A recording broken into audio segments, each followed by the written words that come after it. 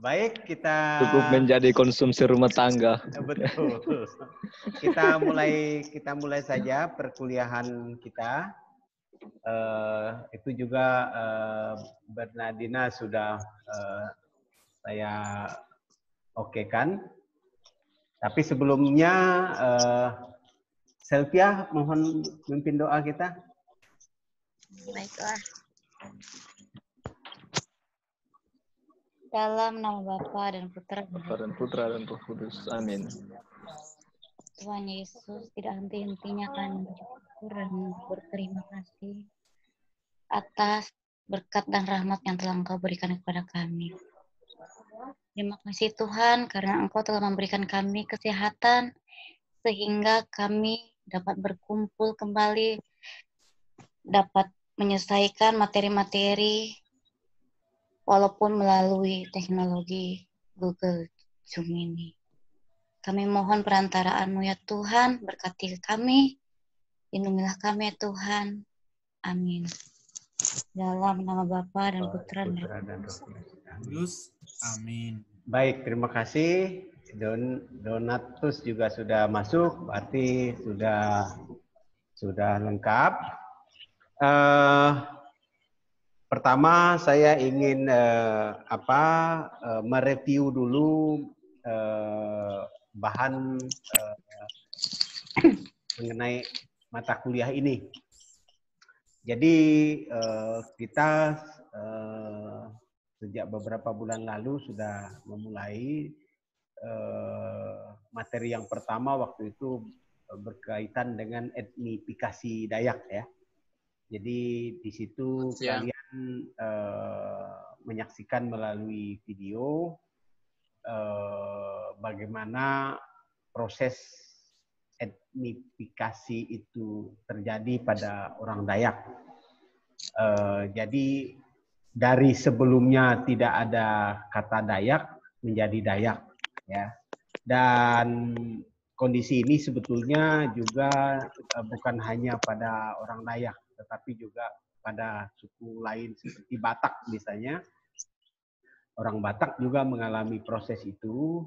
Hanya yang berbeda kalau Batak tetap Batak, ya. Walaupun sekarang ada indikasi mereka juga mulai mempersoalkan ada orang Toba, ada orang Simalungun dan segala macam, ya. Dan persoalan etnifikasi ini sebetulnya peninggalan dari kolonialisme. Jadi ketika kolonialisme masuk ke Nusantara, mereka dihadapkan pada bagaimana menghadapi masyarakat yang ada di Nusantara itu. Sehingga kemudian mereka harus memberi nama terhadap suku bangsa yang ada itu. Jadi etnifikasi itu cerita masa lalu, tetapi sampai hari ini kita tetap berada dalam prosesnya. Nah, setelah etnifikasi itu, lalu kemudian ada beberapa video lagi waktu itu kelanjutannya, ya, misalnya terkait bagaimana kemudian rasa kebangsaan Dayak misalnya itu berlanjut ke tema-tema lain, ya. Lalu juga ada penugasan-penugasan, dan saya sudah cek juga penugasan-penugasan itu. Saya terima kasih kalian cukup aktif, ya. Bahan-bahan yang ada juga cukup tersedia. Lalu untuk hari ini topik kita berkenaan dengan saya beri judul dialektika etnisitas. Jadi dialektika itu artinya perdebatan akademik. Saya suka menggunakan terminologi dialektika karena di kalangan kita sebagai akademisi segala sesuatu itu belum final. Jadi ilmu pengetahuan itu tidak pernah final. Ilmu pengetahuan itu dalam perjalanan. Semua dalam perjalanan. Dan yang namanya teori itu tidak final. Teori itu suatu pernyataan berdasarkan data empiris yang bersifat kekinian. Jadi dia selalu akan berubah tergantung dari dinamika masyarakat. Jadi di ilmu sosiologi teori-teori itu tidak pernah kekal. Ya, sehingga misalnya tiap saat itu selalu ada hal baru di dalam masyarakat. Nah, hari ini kita bicara mengenai dialektika etnisitas itu. Bahannya saya akan coba share, ya. Saya coba share, mudah-mudahan bisa masuk, ya. Saya akan share ini bahannya.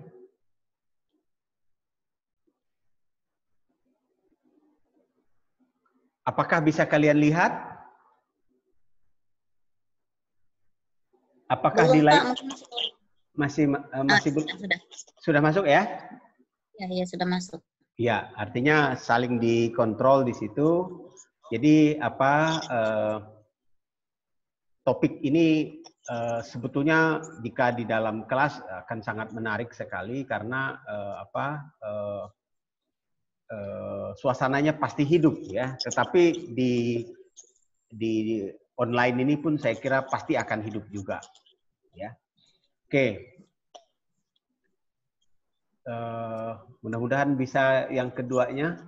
Ya, jadi di slide kedua itu bicara mengenai problem semacam latar belakang. Itu problem etnisitas itu selalu mengalami reproduksi dari masa ke masa. Jadi kata reproduksi di situ mengindikasikan bahwa problem etnisitas itu akan selalu ada dari waktu ke waktu dengan berbagai coraknya. Ya. Berikutnya latar belakangnya itu adalah etika sosial yang menjadi standar perilaku interaksi antar manusia itu mulai jungkir balik secara dramatik sepanjang sejarah peradaban umat manusia, terutama ketika kapitalisme yang sesungguhnya lahir secara utuh. Jadi berbagai problem di dunia itu terjadi beriringan dengan kapitalisme. Jadi kapitalisme itu bicara ekonomi, ya, dan ekonomi itu ya tentu saja kata modalnya itu kapital namanya ya. Jadi ekonomi itu yang kemudian membuat persaingan, membuat konflik dan berbagai hal yang kemudian berujung pada konflik ya. Sehingga misalnya kita dihadapkan kepada beberapa kasus konflik yang terjadi. Untuk konteks perkuliahan ini saya bicara mengenai Kalimantan Barat ya. Jadi sekedar mengingatkan kita bahwa di Kalimantan Barat itu kondisinya seperti ini ya. Yang paling khas dari Kalimantan Barat itu adalah daerah perbatasan ya. Jadi kawasan perbatasan ini panjangnya 966 km, melintasi 140 desa, 15 kecamatan, dan 5 kabupaten. Jadi ada sekitar 54 akses jalan darat ya, yang sebentar saya mau nyetop WA dulu.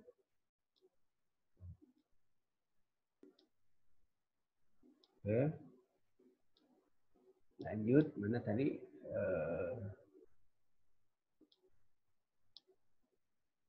Oke. Masih kelihatan kah? Masih nampak kah? Masih, Pak. Masih ya? Soalnya Si. saya mengubah gara-gara sering ada WA masuk itu jadi bunyi gitu loh. Jadi terganggu akhirnya ya. Oh iya. Terus saya kembali lagi ke seri tadi itu. Sebentar.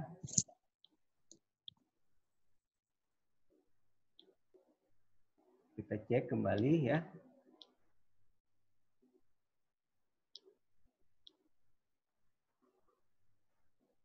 Mana dia? Kok jadi dia tidak muncul? Ya. Ada kalian lihatkah share-nya? Masih Pak, lihat. Ada lihat ya? Iya Pak. Ya, soalnya di saya lalu tidak begitu nampak lagi ya. Wah.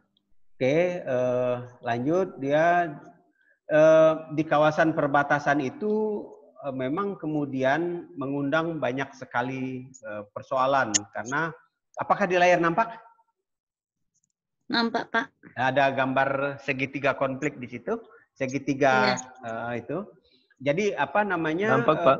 Ya, kawasan yang paling banyak menerima kedatangan orang-orang luar, mulai dari abad ke-13, itu daerah Sambas dan sekitarnya, itu kawasan yang kemudian paling terpengaruh dengan perubahan ini. Ya, jadi konflik di Kalimantan Barat itu sebetulnya tidak melanda semua daerah.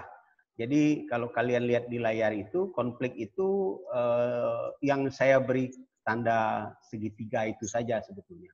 Di daerah itulah belasan kali konflik terjadi yang cukup masif. Ya. Sedangkan di daerah lain itu tidak ada. Jadi kalau bicara konflik di Kalimantan Barat itu sebetulnya tidaklah semua daerah di Kalimantan Barat itu mengalami konflik. Oke. Nah, jadi kalau digambarkan ya seperti ini dia. Jadi kawasan konflik itu Kabupaten Sambas, Bengkayang, Kota Singkawang, Kabupaten Landak, Kota Pontianak, Kabupaten Pontianak, atau Kabupaten Mempawah sekarang, lalu Kabupaten Kuburaya.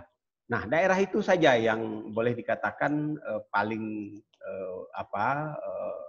sering terjadi konflik itu.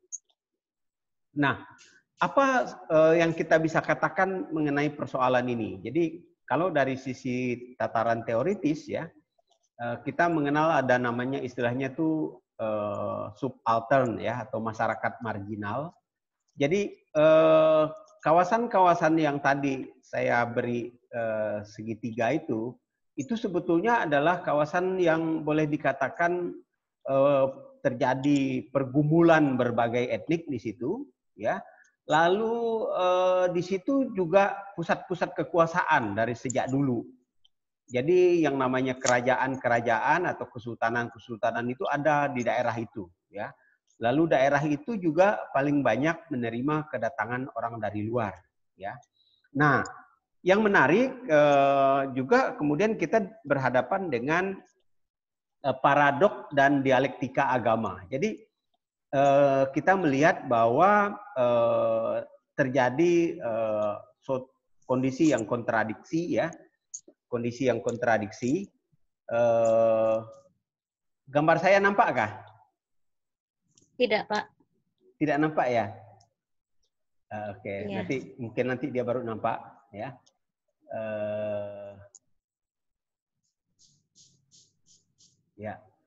Ya baru dia nampak. Jadi terjadi paradok atau pertentangan gitu dan dialektika agama. Jadi di situ terjadi orang keluar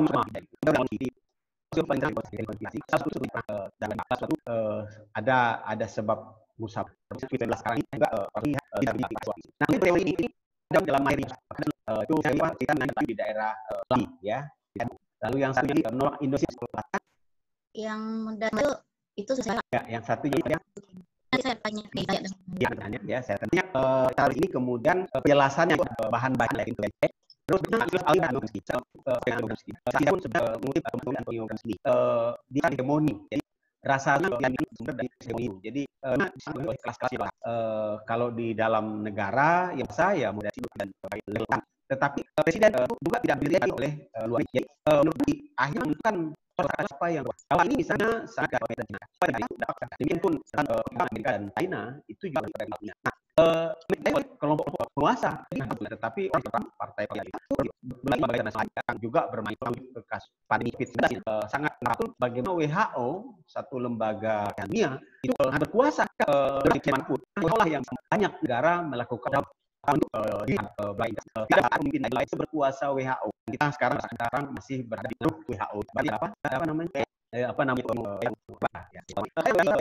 Berikutnya teori para itu pertentangan harusnya ada pihak yang dilakukan. Ini orang yang ngomong tapi dialektika ya, mereka itu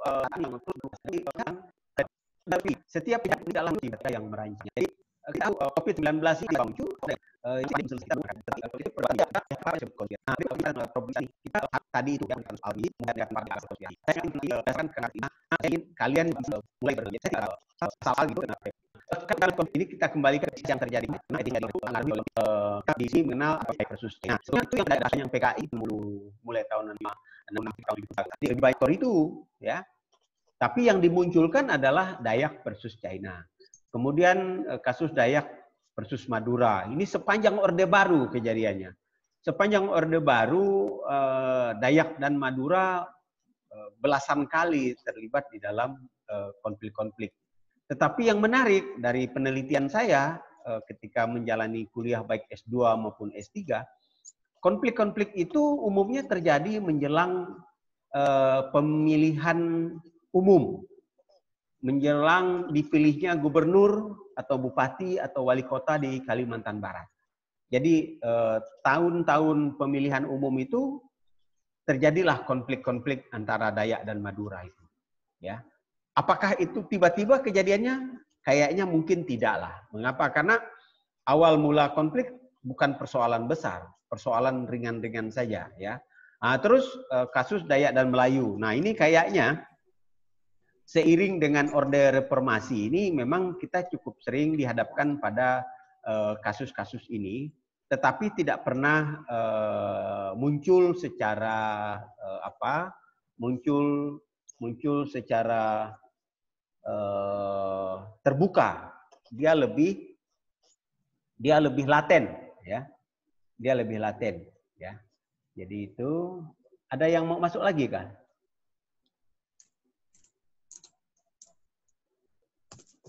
Saya cek lagi dulu, ada yang mau masuk nih. Ya. Oke, lanjut. Oke. Sudah pada masuk semua lagi? Ya, ini bicara kekerasan atas nama identitas tadi itu memang 90% konflik etnik di Kalbar berbau politik identitas. Jadi lebih dikaitkan dengan etnisitas tadi itu. Ya, jadi itu yang sering terjadi di Kalimantan Barat ya. Terus berikutnya, sekarang kita memasuki tanya jawab diskusi. Saya mengundang kita semua karena tentu baik pemaparan teori maupun bahan bacaan yang saya sampaikan tadi itu bisa dijadikan bahan kita diskusi. Sekarang saya membuka tem diskusi. Silahkan kalau ada pertanyaan.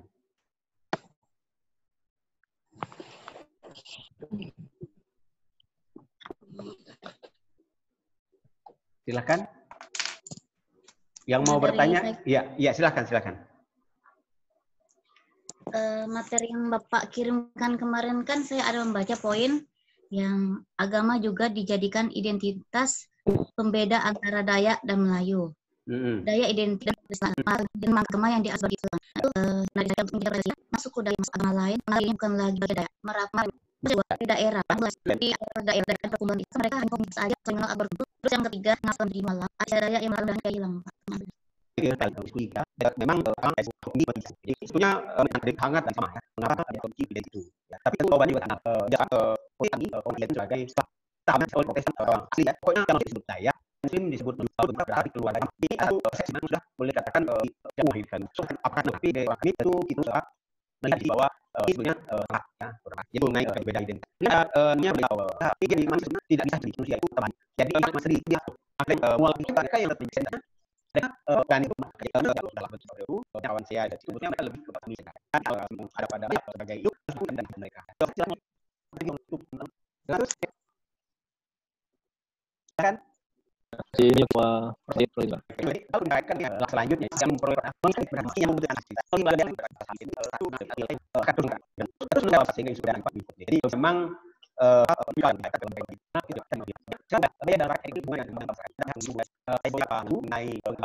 itu menjadi bahwa agama pengaruh selama fungsi sosial di Kalimantan perubahan juga berpengaruh ada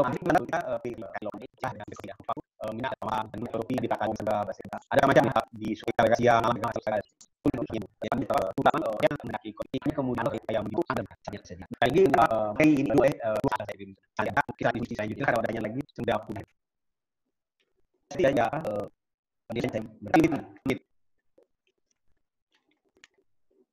macam itu sudah bisa ya Bisa, Pak. dan terus bukan pada saat ya. Oke, nanti mungkin kita dengan bahannya. Saya lihat semua. Lalu kita masukin lanjut. Nah, saya sambil untuk besok. Itu yang hukum ada di apa nih? Apa yang dikatakan sih. Jadi sebenarnya lain dari awal juga ada yang ini.